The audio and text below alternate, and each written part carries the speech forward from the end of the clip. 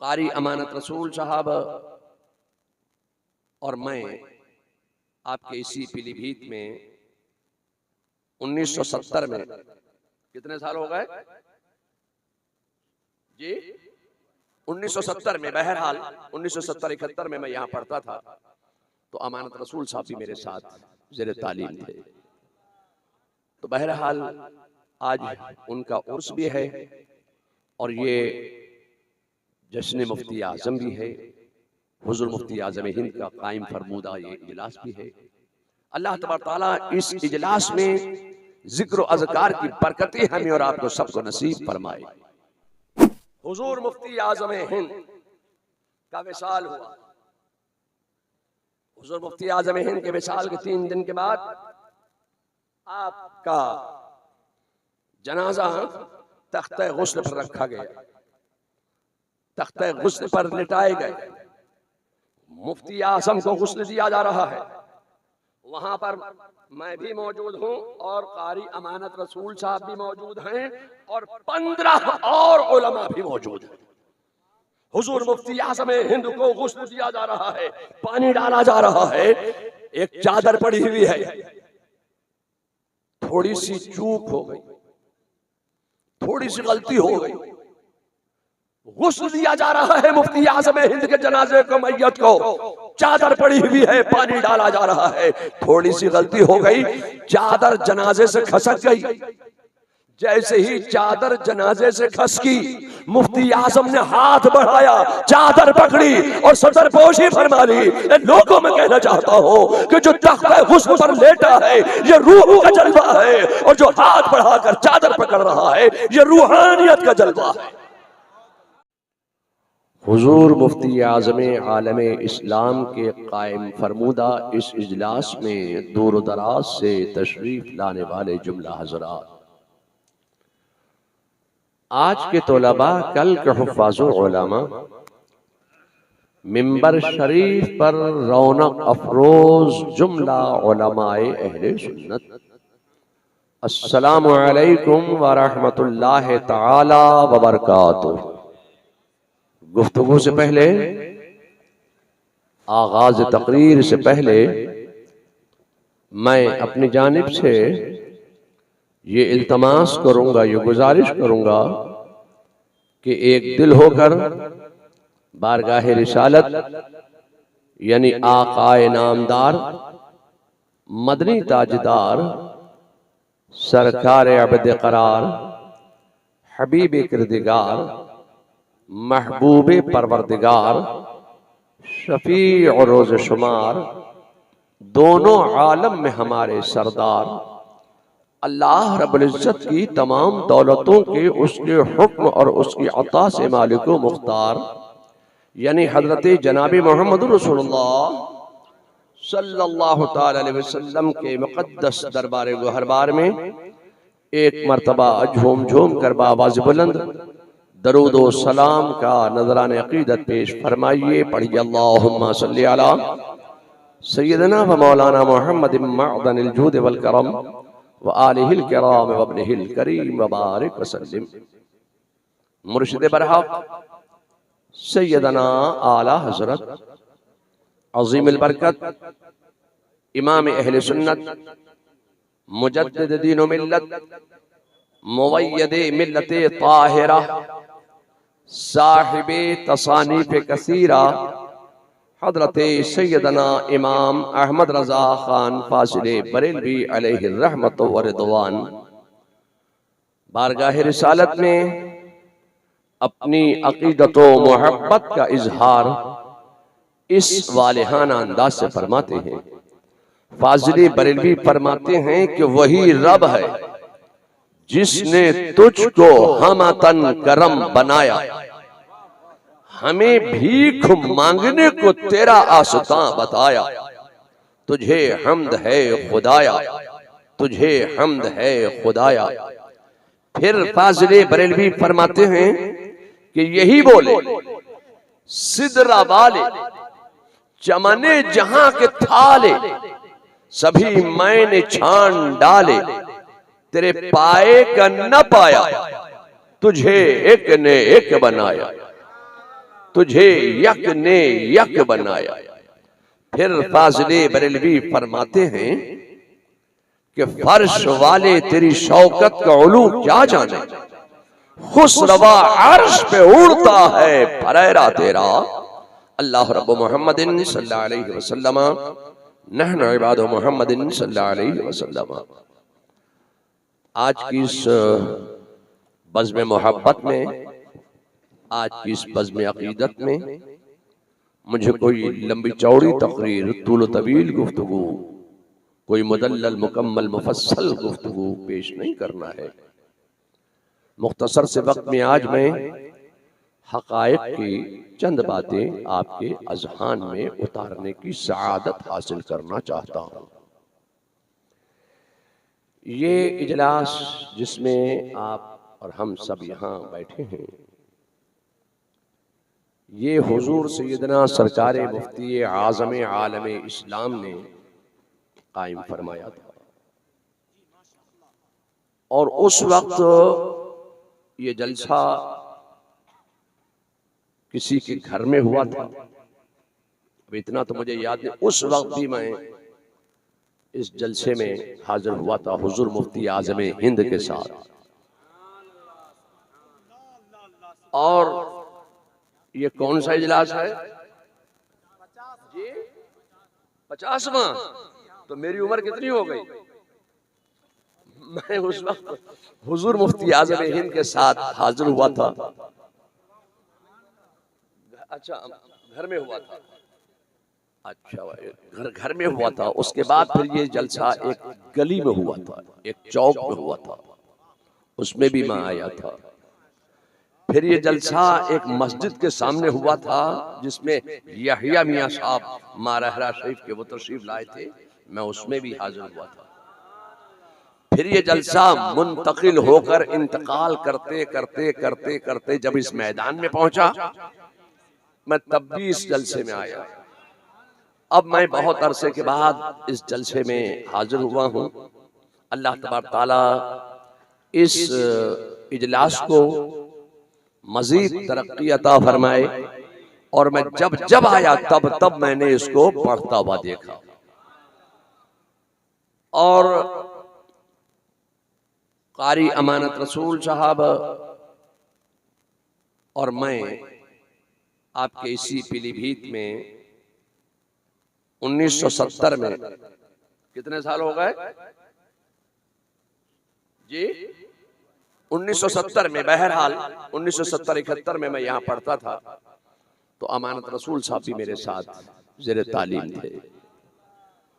تو بہرحال آج ان کا عرس بھی ہے، اور یہ جشن مفتی اعظم بھی ہے، حضور مفتی اعظم ہند کا قائم فرمودہ یہ اجلاس بھی ہے۔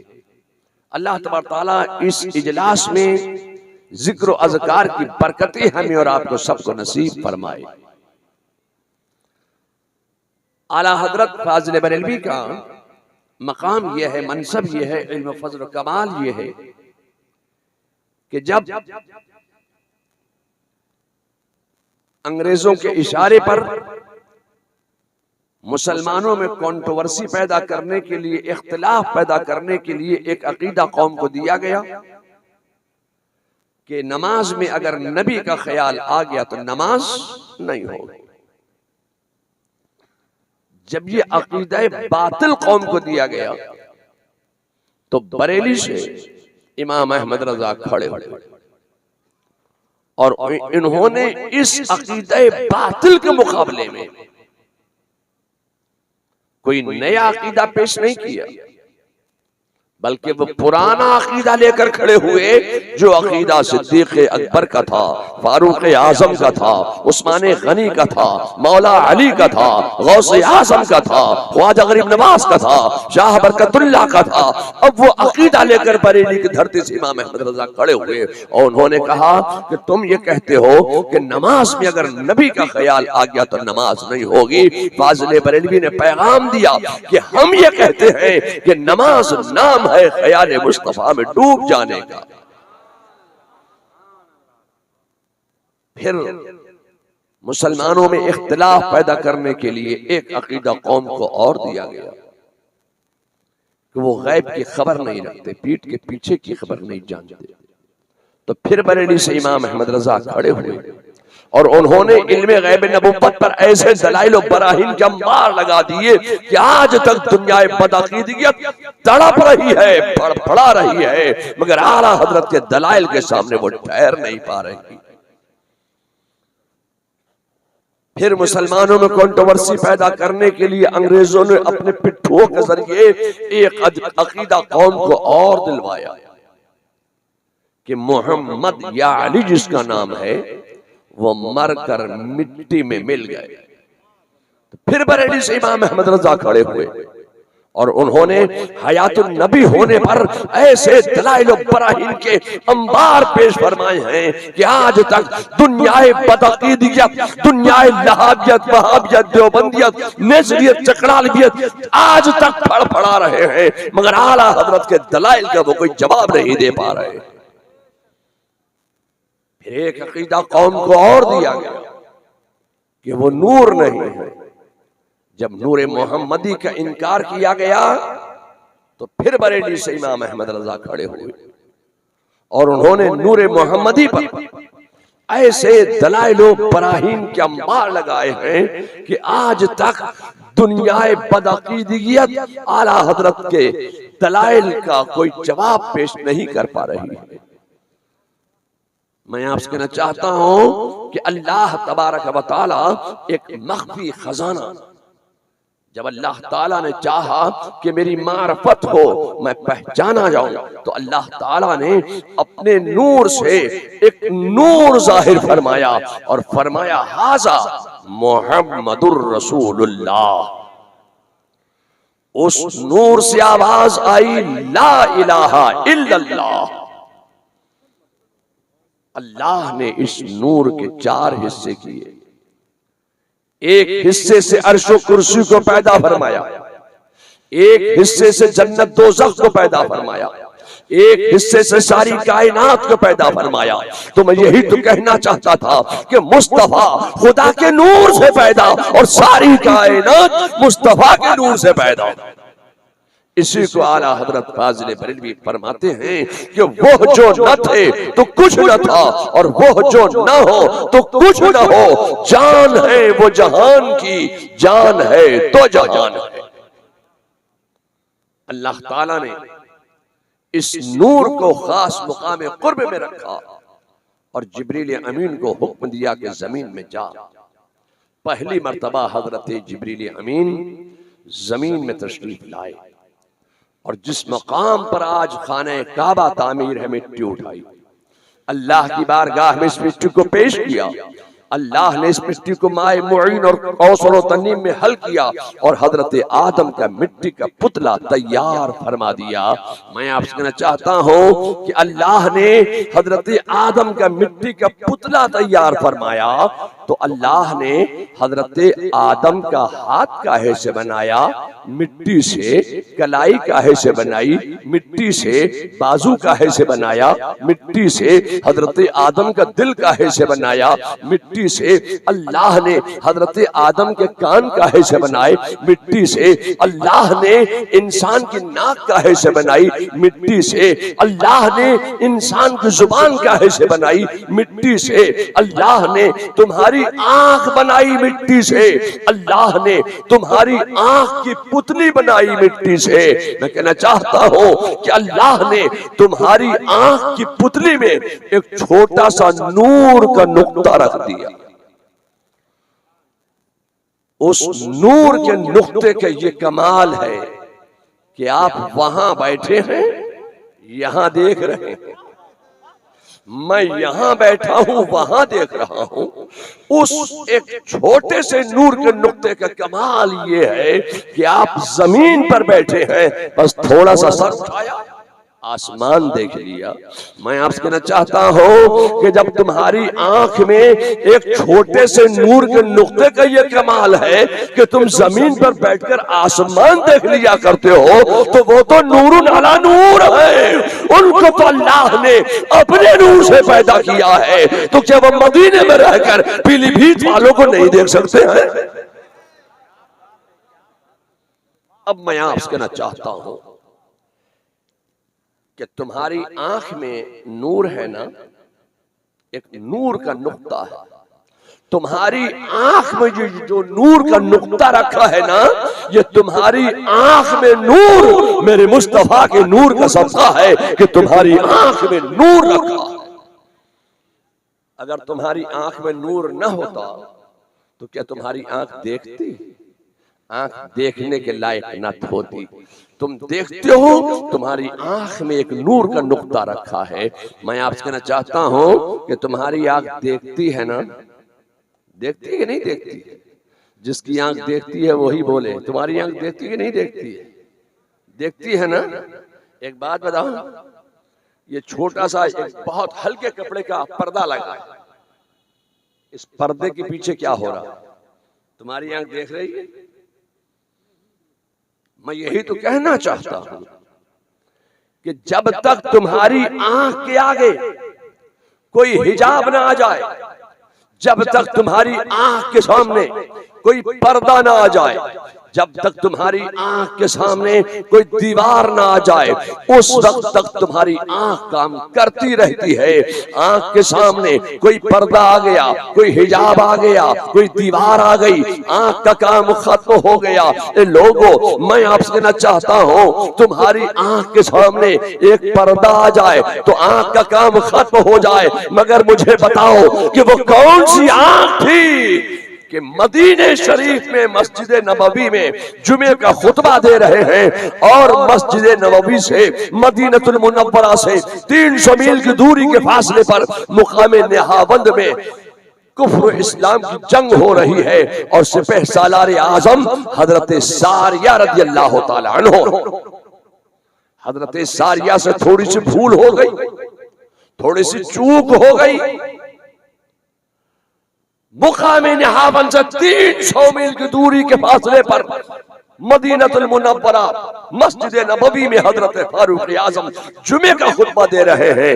بس وہیں سے پکار اٹھے, یا ساریۃ الجبل, یا ساریۃ الجبل, یا ساریۃ الجبل, اے ساریہ پہاڑ, اے ساریہ پہاڑ, اے ساریہ پہاڑ. تو میں آپ سے پوچھنا چاہتا ہوں کہ وہ کون سی آنکھ تھی کہ بیٹھے ہیں مدینے میں اور دیکھ رہے ہیں مقام نہاوند میں؟ وہ کون سی آنکھ تھی؟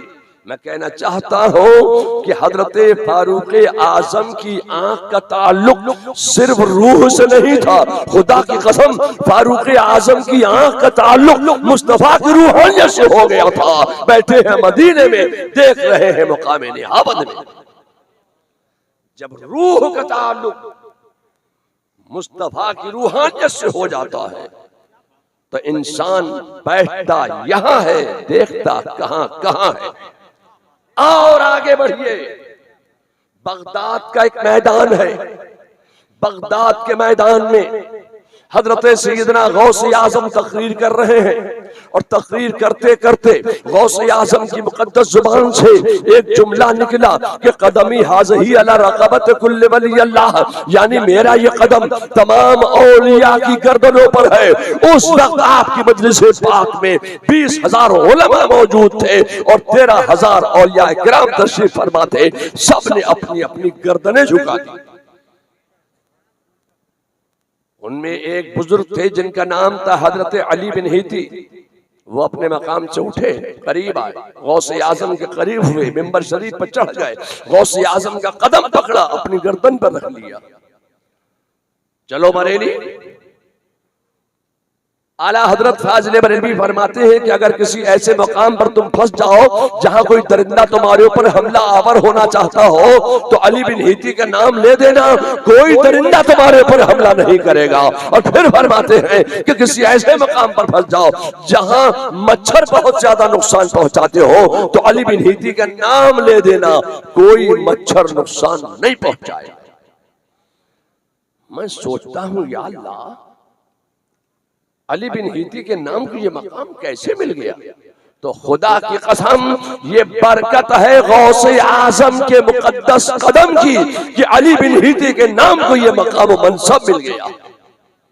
مگر میں آپ سے کہنا چاہتا ہوں کہ جس وقت غوث اعظم بغداد کے میدان میں تقریر فرما رہے ہیں، اسی وقت میں بغداد سے کئی ہزار میل کی دوری کے فاصلے پر غزنی کے پہاڑ میں حضرت معین الدین چشتی عبادت الہی فرما رہے ہیں۔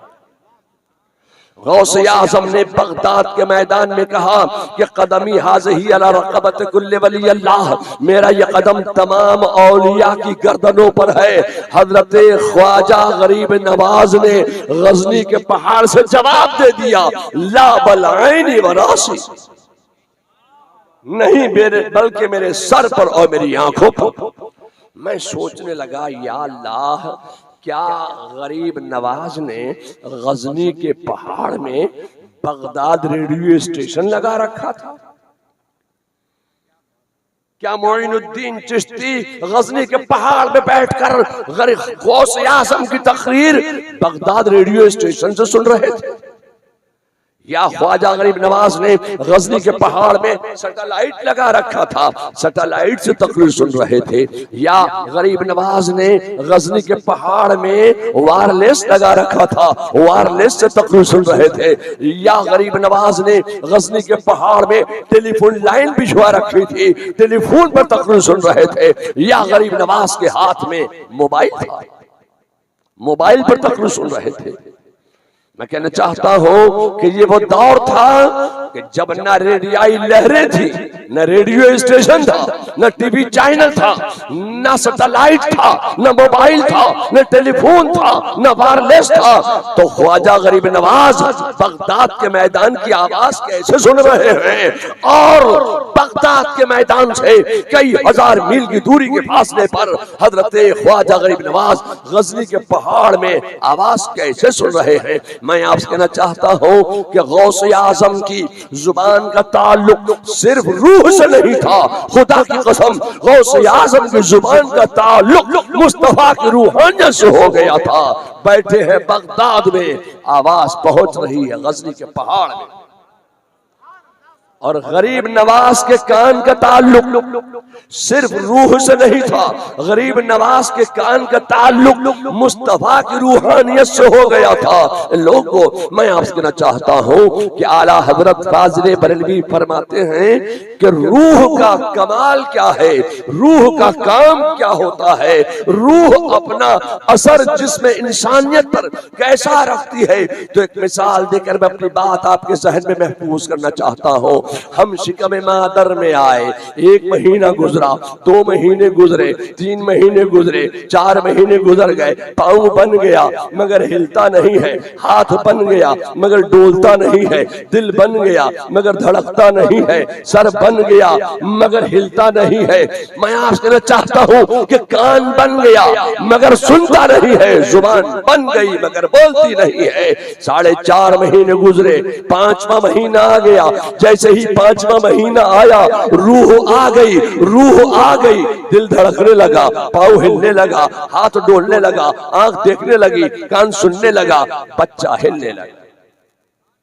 یہ روح کا کمال ہے، یہی روح کا کمال ہے۔ بچہ پلا بڑھا جوان ہوا، مر گیا۔ یہ مر کیوں گیا؟ روح نکل گئی، روح نکل گئی۔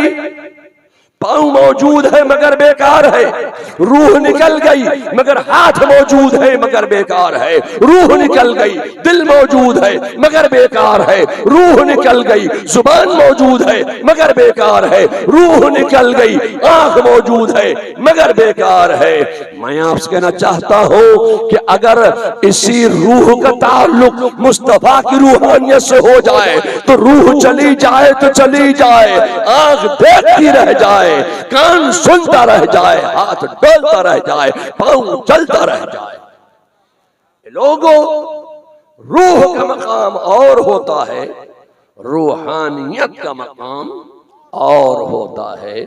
مگر ان نادانوں کو آپ دیکھیں، جو بات ان لوگوں کو روح والوں کے لیے کہنا چاہیے تھی وہی بات ان لوگوں نے روحانیت والوں پر فٹ کر دی، وہی بات انہوں نے ایک عالم دین پر فٹ کر دی، وہی بات ان لوگوں نے ولیوں پر فٹ کر دی، وہی بات ان لوگوں نے نبیوں پر فٹ کر دی. نہیں چلے گی. ایک نبی کا مقام اور ہوتا ہے، ولی کا مقام اور ہوتا ہے، روح والے کا مقام اور ہوتا ہے، اور روحانیت والے کا مقام اور ہوتا ہے. حضور مفتی اعظم ہند کا وصال ہوا. حضور مفتی اعظم ہند کے وصال کے 3 دن کے بعد آپ کا جنازہ تختہ غسل پر رکھا گیا، تختہ غسل پر لٹائے گئے. مفتی اعظم کو غسل دیا جا رہا ہے. وہاں پر میں بھی موجود ہوں اور قاری امانت رسول صاحب بھی موجود ہیں اور 15 اور علماء بھی موجود ہیں. اب چونکہ یہ جلسہ بریلی شریف کی طرح نقاب کشائی کا معلوم ہوتا ہے، چہرہ نمائی کرائیے اور چلے جائیے، کیونکہ تقریر کرنے کا موقع نہ بریلی کے عرس رضوی کے اسٹیج پہ ہوتا ہے نہ یہاں معلوم ہوتا ہے.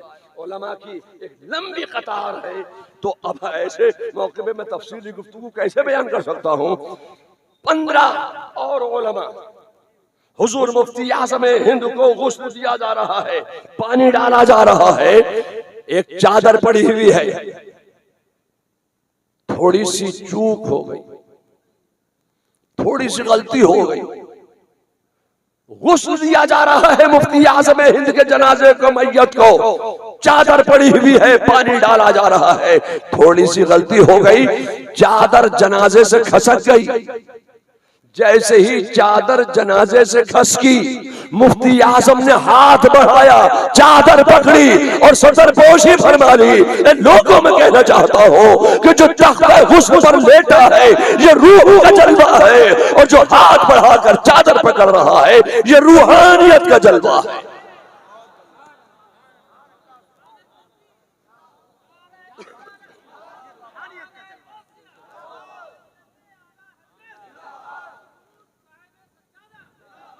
اے لوگوں، روح کا مقام اور ہوتا ہے، روحانیت کا مقام اور ہوتا ہے.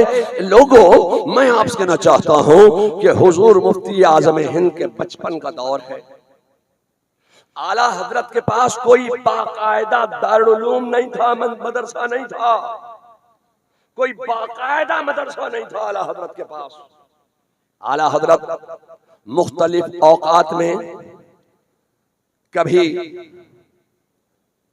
برہان ملت کو، برہان حق کو تعلیم دیتے، کبھی حشمت علی کو تعلیم دیتے، کبھی سید محمد کو پڑھا دیتے، کبھی حامد رضا کو درس دے دیتے، کبھی اپنے چھوٹے بیٹے مصطفیٰ رضا کو پڑھا دیتے. میں آپ سے کہنا چاہتا ہوں کہ اعلیٰ حضرت فاضل بریلوی کے درس میں جو بیٹھ گیا، اعلیٰ حضرت نے حشمت علی کو کتاب پڑھا کر شیر بے شے سنت بنا دیا ہے. اعلیٰ حضرت نے مصطفیٰ رضا کو کتاب پڑھا کر مفتی اعظم ہند بنا دیا ہے. اعلیٰ حضرت نے حضرت برہان حق کو کتاب پڑھا کر عید الاسلام بنا دیا. میں آپ سے کہنا چاہتا ہوں کہ اعلیٰ حضرت نے مولانا امجد علی کو کتاب پڑھا کر صدر الشریعہ بنا دیا. اعلیٰ حضرت نے جس کو پڑھا دیا اس کو اپنے وقت کا امام بنا دیا. مختلف اوقات میں جب دین کی خدمت سے، جب فتویٰ نویسی سے اعلیٰ حضرت کو کچھ وقت ملتا تھا، تب وہ کچھ اپنے تلامذہ کو درس دیا کرتے. آج اپنے چھوٹے بیٹے مصطفیٰ رضا کو درس دیا. عصر کی نماز سے پہلے کچھ وقت ملا تو اپنے چھوٹے بیٹے مصطفیٰ رضا کو کتاب پڑھائی، درس دیا. مصطفیٰ رضا اعلیٰ حضرت، اپنے والد ماجد اعلیٰ حضرت اور اپنے استاد سے کتاب پڑھ کر باہر نکلے، دیکھا ابھی عصر کی اذان نہیں ہوئی ہے، مسجد شریف کی طرف روانہ ہو گئے عصر کی نماز ادا کرنے کے لیے. مسجد میں داخل ہوئے دیکھا ابھی عصر کی اذان نہیں ہوئی. مسجد میں داخل ہوئے تو سامنے دیکھا ایک رحل رکھی ہوئی تھی. اس رحل پر مصطفیٰ رضا نے وہ کتاب رکھ دی اور کتاب کو بند کر دیا. کتاب بند. کتاب کے سامنے بیٹھ گئے, آنکھیں بھی بند کر دی. اب اعلیٰ حضرت مسجد شریف میں تشریف لائے عصر کی نماز ادا کرنے کے لیے, تو دور سے دیکھا کہ صاحبزادے کتاب کا مطالعہ فرما رہے ہیں. تو اعلیٰ حضرت خوش ہو گئے کہ میں نے ابھی درس دیا ہے, ان کو پڑھایا ہے, اور یہاں یہ آموختہ دوہرا رہا. اعلیٰ حضرت خوش ہو. مگر جب تھوڑا قریب پہنچے دیکھا کتاب بند. قریب پہنچے دیکھا کتاب بند, اور قریب پہنچے تو تھوڑا جھک کر دیکھا کہ صاحبزادے کی آنکھیں بھی بند. اعلیٰ حضرت کو کچھ جلال آیا, اور جلال کے عالم میں فرمایا صاحبزادے یہ آپ کیا کر رہے ہیں کہ کتاب بھی بند اور آنکھیں بھی بند. مصطفیٰ رضا کا جواب سنو. جب مصطفیٰ رضا نے اپنے والد ماجد اپنے استاد محترم کو یہ جواب دیا تھا, اس وقت مصطفیٰ رضا کی عمر شریف صرف 7 سال کی تھی. جواب سنو. فرماتے ہیں کہ آج میں ایک تجربہ کر رہا ہوں. پوچھا کیسا تجربہ؟ کہا حضور میں نے ایک کتاب میں پڑھا تھا کہ اللہ نے انسانوں کو 2 آنکھیں نہیں 4 آنکھیں دی ہیں, 2 اوپر آنکھیں دی ہیں, 2 دل کے اندر آنکھیں دی ہیں. آج میں ایک تجربہ کر رہا ہوں کہ اوپر کی آنکھیں بند کر کے دل کی آنکھ سے کتاب کا مطالعہ کیا جا سکتا ہے یا نہیں کیا جا سکتا ہے. تو اعلیٰ حضرت فاضل بریلوی نے فوراً ہی دوسرا سوال کر دیا. فرمایا تو صاحبزادے آج آپ کو کیا تجربہ حاصل ہوا ہے؟ تو جواب سنو. فرماتے ہیں کہ آج مجھے تجربہ یہ حاصل ہوا ہے جیسا کہ میں اوپر کی آنکھیں کھول کے کتاب کا مطالعہ کر سکتا ہوں, اس سے کہیں زیادہ بڑھ کر میں اوپر کی آنکھیں بند کر کے دل کی آنکھ سے کتاب کا مطالعہ کر سکتا ہوں. یہ مفتی اعظم کا مقام تھا کہ انہوں نے بچپن میں سمجھا دیا کہ اللہ نے انسانوں کو 2 نہیں 4 آنکھیں دی ہیں, 2 اوپر آنکھیں دی ہیں, 2 دل کے اندر آنکھیں دی ہیں. جب اوپر کی آنکھ بند ہو جاتی ہے تو اندر دل کی آنکھ کھل جایا کرتی ہے. اللہ نے انسانوں کو 4 آنکھیں دی ہیں. اب یہ 4 آنکھیں آپ کو سمجھنا ہے تو پھر یہ نقاب کشائی کے جلسے میں نہیں سمجھا پاؤں گا. میں چہرہ نمائی کے جلسے میں وہ 4 آنکھیں آپ کو نہیں بتا پاؤں گا.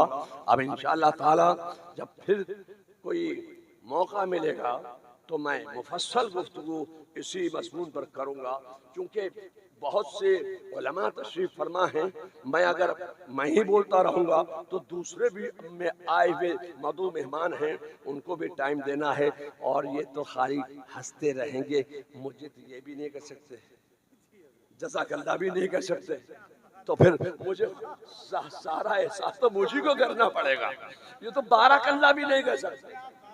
تو اس لیے میں احساس کرتے ہوئے اپنی تقریر کو ختم کرتا ہوں اور دوسرے مقرر کو آنے کا موقع دیتا ہوں. اللہ تعالیٰ اس مجلس کو اپنی بارگاہ میں درجہ قبولیت عطا فرمائے, اور اس مجلس میں حضور مفتی اعظم ہند کی برکتیں, اعلیٰ حضرت کی برکتیں ہمیں اور آپ کو سب کو نصیب فرمائے. وآخر دعوانا ان الحمدللہ رب العالمین.